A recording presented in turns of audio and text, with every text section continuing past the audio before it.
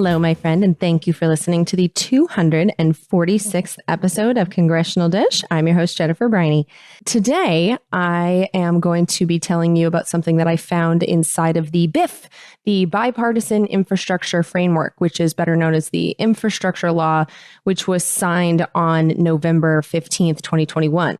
So the part of the new infrastructure law that I researched for you today is the part that starts the process of creating a Appalachian Storage Hub for petrochemicals. So specifically what the new law does is it allows the Appalachian Regional Commission, which is made up of a dude picked by the president, and the governors of 13 states, the Appalachian states.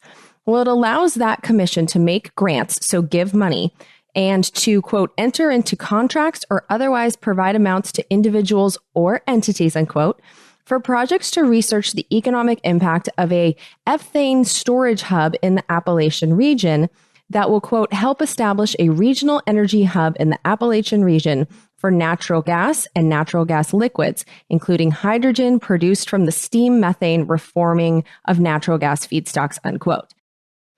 The idea behind the Appalachian Hub that will be researched with money from the infrastructure law, and, God only knows how many other sources, is to create a hub like the one we already have in Mont Belvieu, Texas, somewhere in Appalachia, so that the ethane can be transformed into ethylene closer to where the gas is fracked and closer to the companies in the Appalachian region who don't want to pay as much for the products that they need to make plastics because they have to pay a lot to get them schlepped to Texas and back. So when it comes to the hub itself, here's an idea of the kind of facilities that would all be located together in this Appalachian storage hub if it were to be built.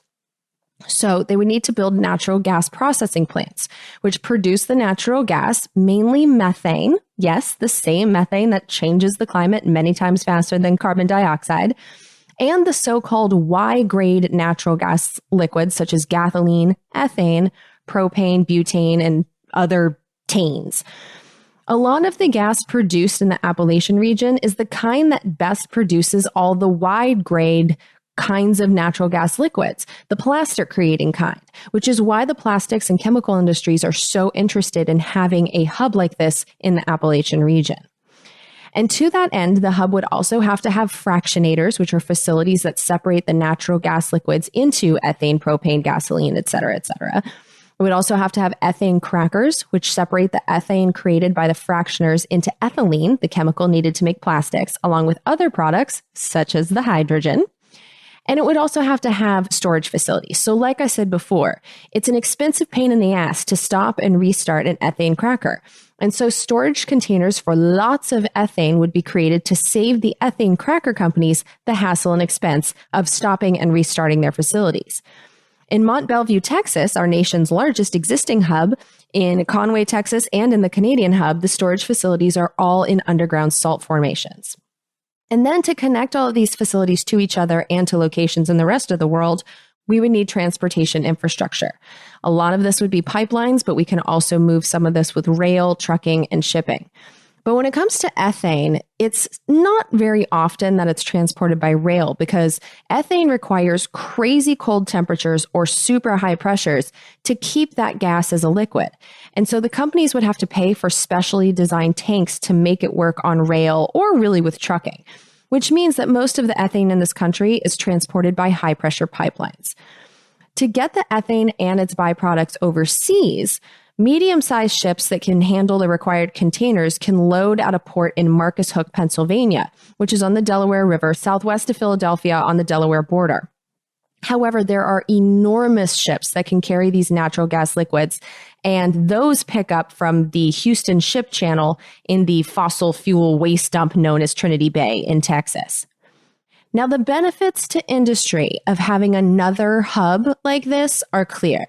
Because almost a third of U.S. activity in 13 petrochemical industries takes place in the Appalachian region. And the people who make money in those industries would like to eliminate the shipping costs associated with getting the products that they need from Texas, Kansas, or Canada. Basically, cheaper costs for what they need means more money in their pockets. The infrastructure law is one of those crazy long monster bills that combine so much into one bill that it's tough to tell which companies were lobbying for which provisions. But the bill that is closest to the one that became law as part of the infrastructure law, the Appalachian Storage Hub Study Act, that was lobbied for by the American Chemical Council, the lobbying organization for the chemical industry. It was also lobbied for by the National Propane Gas Association and by Royal Dutch Shell. And Royal Dutch Shell is notable because in 2016, Shell announced that it was going to build an ethane cracker plant in Monica, Pennsylvania, which is 30 miles northwest of Pittsburgh on the bank of the Ohio River. Now, fast forward 6 years, and that ethane cracker plant is almost complete. Now, Shell won't tell anyone how much it's costing them to build, but it's in the neighborhood of $6 to $10 billion. Shell said they wanted to build the plant in that location to be close to their customer base because 70% of the companies that use polyethylene to make plastics are within 700 miles of Pittsburgh. And this Appalachian Storage Hub project is all about lowering costs for the gas and plastics industries. There's no doubt about it. And so the fact that Shell was lobbying for this, it just fits the puzzle now, doesn't it?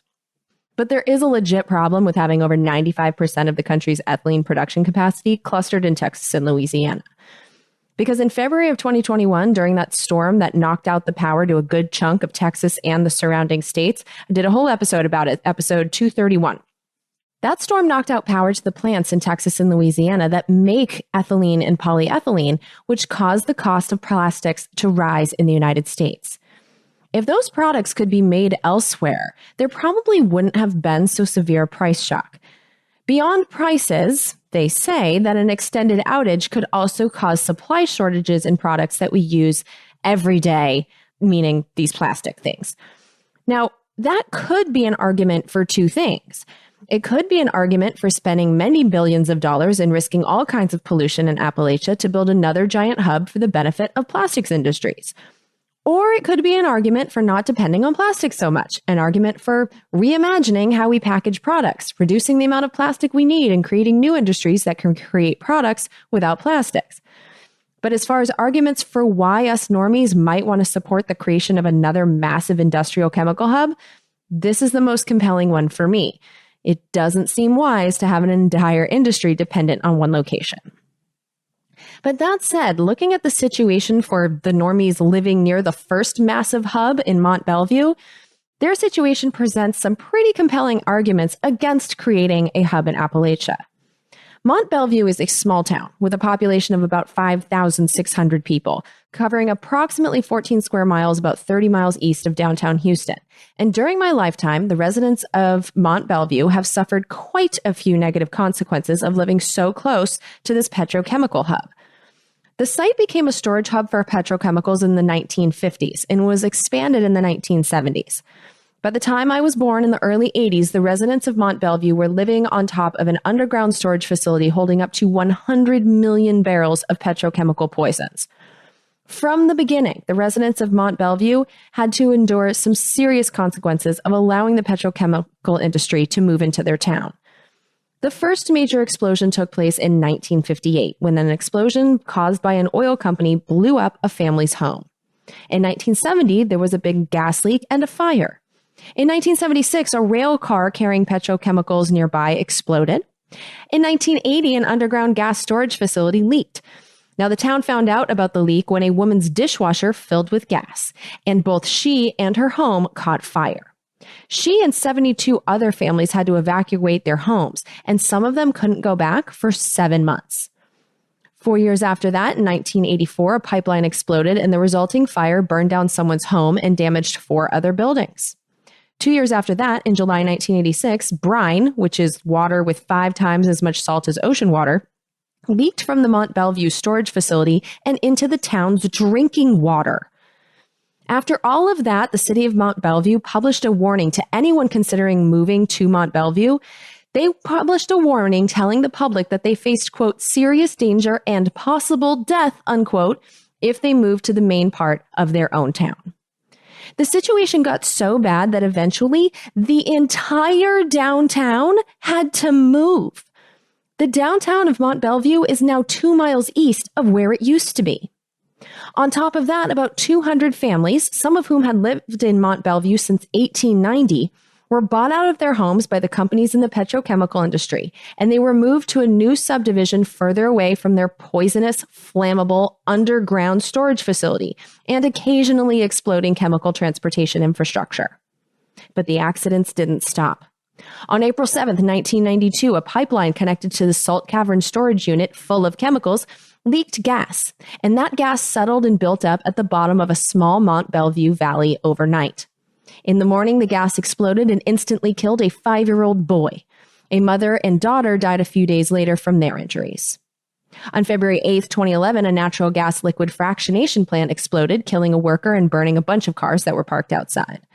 And then there are all the health consequences that are not as obvious to see as explosions.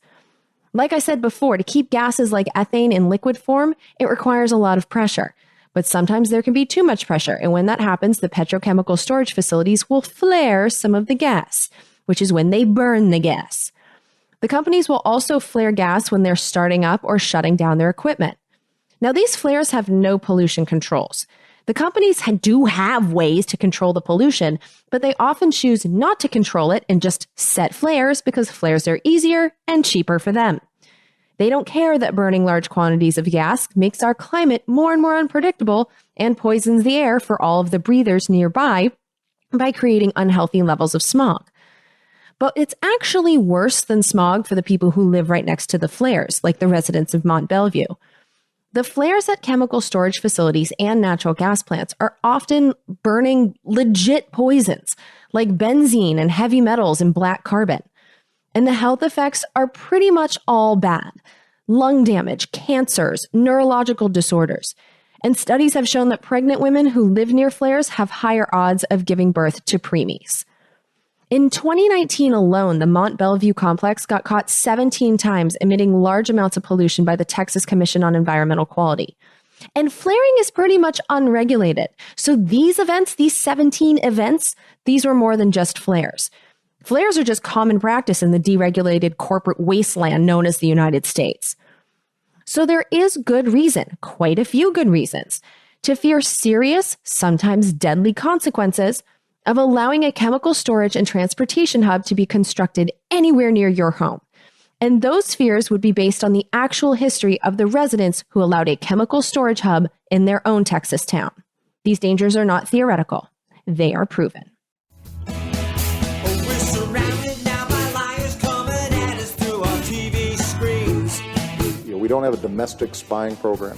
They're content to fight in black and white despite the many in-betweens. We got a president who plays with the facts. And then he waves a flag to cover his tracks. As if a lie is alright, in the end he'll justify the means. Now we are so damn tired of being lied to.